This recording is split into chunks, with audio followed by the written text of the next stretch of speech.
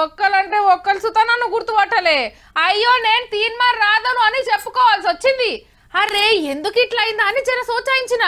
గప్పుడు తెలిసింది నేను చీర కట్టుకోకుండా షాని డ్రెస్ తొడిగి అర్ధ కిలో పౌడర్ మొఖాన రాసుకున్నా అని. అంటే ఎవరు ఎట్లా ఉండాలనో గట్లనే ఉండాలన్నట్టు. మీకు నా ముచ్చట ఎందుకు గాని అసలు వార్త ఏందో చూడు. ఖమ్మం సినిమా కిట్టయ్యకు మల్లో కట్టమొచ్చింది. మంత్రి అజయ్ సారు కృష్ణుని రూపంలా ఎన్టీఆర్ విగ్రహం పెట్టాలని ఆత్రపడుతుంటే ఆపేసింది హైకోర్టు. మేము ఆర్డర్ ఇచ్చేదాకా ఓపెనింగ్ చేయొద్దన్నది. పెద్ద మనిషి జయంతి 28 తారీఖు అంటే ఇంకో 10 రోజులలోనే లకారం చెరువు కాడ నిలబెట్టేది ఉండే పెద్ద మనిషి బొమ్మను. ముద్దుగా తయారు చేపించినా అని మురిసిండు గాని మా దేవుని రూపంలా హీరో బొమ్మ పెట్టుడైందని యాదవ సంఘాలు కృష్ణుని భక్తులు గరమైన అజయ్ సారు అస్సలు పట్టించుకోలే. ఇక లాభం లేదని సీదా హైకోర్టుకు 14 కేసులేసిండ్రు. రేపటి పోరలు ఎన్టీఆర్ నే కృష్ణుడు అనుకుంటారు. భగవద్గీత చెప్పింది కూడా ఎన్టీఆర్ అనుకునే డేంజర్ ఉందని మనోళ్ళ లొల్లి.